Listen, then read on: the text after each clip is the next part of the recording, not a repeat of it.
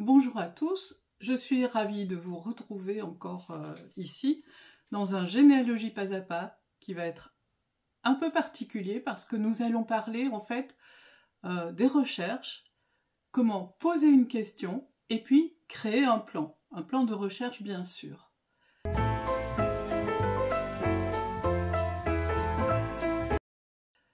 J'ai dû faire une petite pause contrainte par des problèmes techniques, je ne vous ai pas oublié et je vous ai préparé un tas de nouveaux articles. Et donc aujourd'hui nous allons poser des questions. Dans la boîte à outils du chercheur, vous allez avoir besoin d'un tableur qu'on va organiser la semaine prochaine. Et en attendant, eh bien, vous pourrez le retrouver en ligne sur le blog atoutebranche.fr. Vous pourrez le télécharger et de même, vous pourrez télécharger le journal de recherche de généalogie qui est gratuit et vous pourrez en faire bon usage. Je compte vous expliquer ça en détail un de ces jours. Il faut que je trouve le temps, le moment, mais je pense que je ferai un live de façon à ce que vous puissiez poser des questions et interagir avec ce journal de recherche. En attendant, ce qu'on va faire, c'est qu'on va commencer en fait par une chose importante que vous devez trouver dans la boîte à outils du chercheur en généalogie. Et ce sont 7 questions, vraiment 7 questions. Vous avez une aide mnémotechnique pour le retenir qui s'appelle QQQ-CCOP. Alors, la première question, c'est qui? Ensuite, vous avez quoi? Vous avez quand? Vous avez où? Comment? Combien? Et pourquoi? Et vous allez voir qu'en posant ces 7 questions, vous allez avoir énormément de possibilités de réponses pour vos recherches. Évidemment, moi je vous conseille de l'imprimer.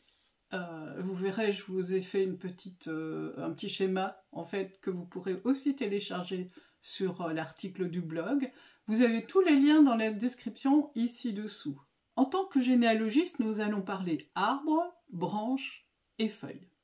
Certains débutants récoltent les feuilles des arbres éparpillées un peu partout et l'ajoutent à leurs arbres. Vous voyez ce que je veux dire, hein? Souvent, c'est des personnes qui se baladent sur Généanet. Alors, j'ai rien contre ce fait-là, mais c'est un petit peu comme si vous partiez avec votre enfant au moment de l'automne, on vous demande d'aller avec votre enfant récolter des feuilles.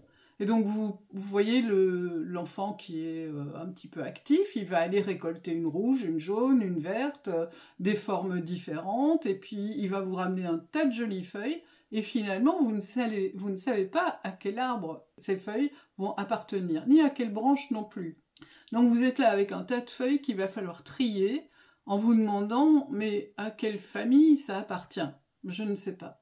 Donc, il y a une méthode pour avoir une stratégie un petit peu plus fine. Vous allez voir que vous n'allez plus perdre du temps de cette façon. Alors, la première chose, c'est de se concentrer sur une seule personne à la fois.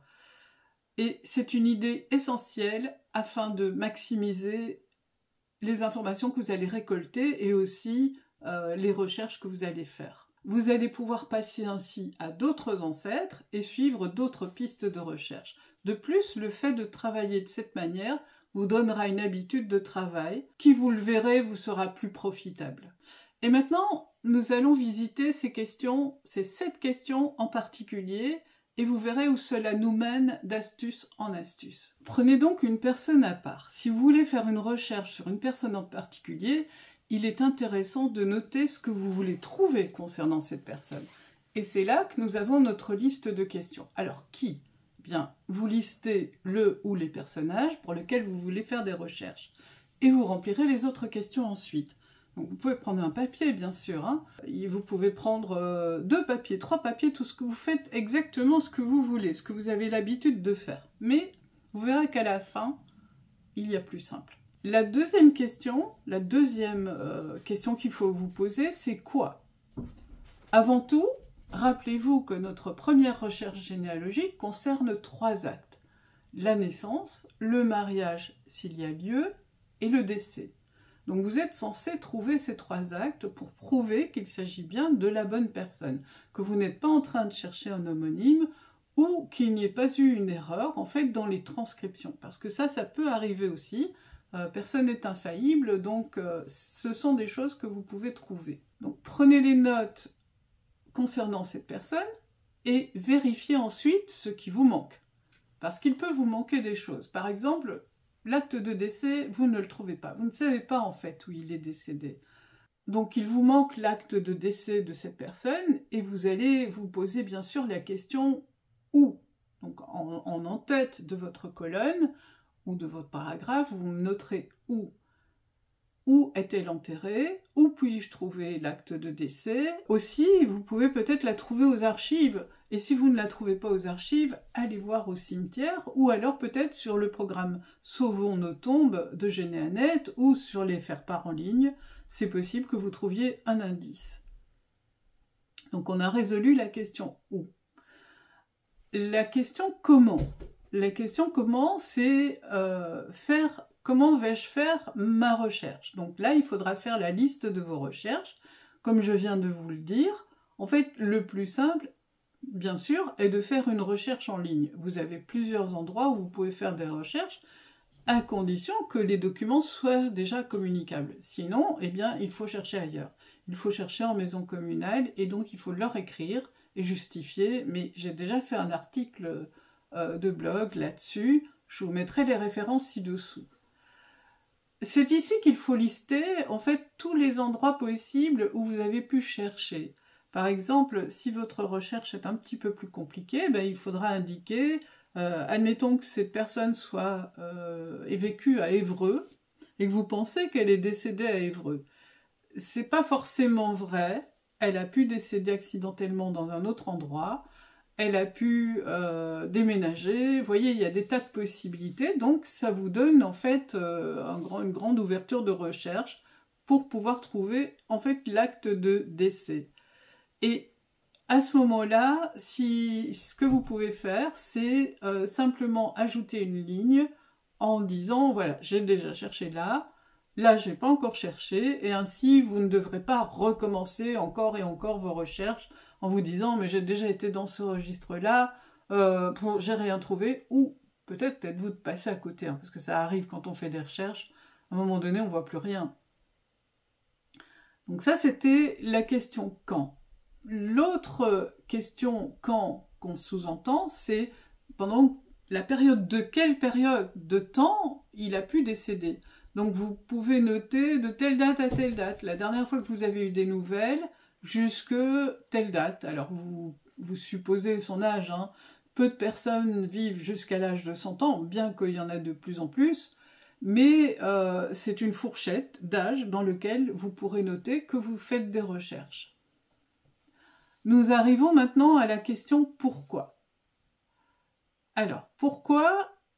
C'est une question avec plusieurs sens, comme quand. La première réponse facile est pour faire la recherche de la construction d'un arbre. Par exemple, le père de Jean, vous notez naissance. Si vous avez déjà trouvé le père de Jean, mais que vous butez sur la recherche de l'acte de décès, vous pouvez noter « pas trouver l'acte de décès ».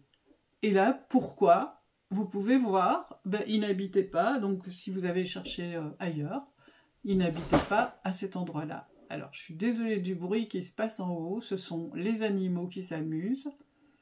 Alors, c'est le matin, donc ils se coursent. Ils font la course, et en plus, il fait pas beau, donc ils vont le faire à l'intérieur. C'est pas grave, c'est la vie. Donc là, on en revient, vous n'avez pas trouvé l'acte de décès. Et c'est pas la peine de faire des grandes phrases en disant « j'ai cherché à tel endroit, mais je n'ai pas trouvé l'acte de décès » parce que quand vous le relirez, vous n'aurez pas envie de le lire. Faites des petites phrases courtes, « pas trouvé l'acte de décès » et vous notez l'endroit et paf, ça y est, c'est bon. Et là, que se passe-t-il? Nina? Bon, excusez-moi. Donc, le plus simple, en fait, ce sera pour moi de monter une feuille Excel. Parce que vous pourrez faire des colonnes. Et vous faites des colonnes avec les 7 questions. Donc, qui, quoi, quand, où, comment, combien et pourquoi. Et à ce moment-là, vous aurez une vue très claire, en fait, de la recherche que vous avez déjà faite. Vous pourrez vous y référer tout le temps. Et vous pouvez faire ça pour toute une série de branches de votre famille, même plusieurs branches. Vous pouvez ouvrir plusieurs feuilles sur Excel. Donc c'est vraiment la chose la plus simple à faire. Et votre travail de recherche, en fait, sera valorisé parce que vous n'aurez plus qu'à y revenir régulièrement. Donc la semaine prochaine, nous allons construire un tableur Excel et je vous dis tout de suite que je ne suis pas une super spécialiste d'Excel, que c'est vraiment un tableur pour les débutants. C'est pas un tableur mathématique, donc c'est vraiment facile à remplir. Et vous allez apprendre ainsi à faire quelque chose de constructif pour vous, que vous pourrez garder dans le temps et pour lequel vous pourrez toujours remplir. Vous pourrez toujours rajouter des choses que vous pourrez aller revisiter. Donc, je vous conseille de vous abonner pour savoir quand est-ce que le tuto va sortir. Et puis, merci pour votre présence, ça me fait vraiment plaisir. Là, on a dépassé les 11 000 vues. Alors, je ne sais pas ce qu'ils font. Voilà, c'est chien et chat, ils jouent. Donc, je crois que toute ma team Genealogy, vous avez dû la voir. Ils sont 4 et ils sont particulièrement turbulents quand je tourne les vidéos. Donc, sur ce, je vous dis à la semaine prochaine et bye bye pour la suite de cet épisode. À bientôt!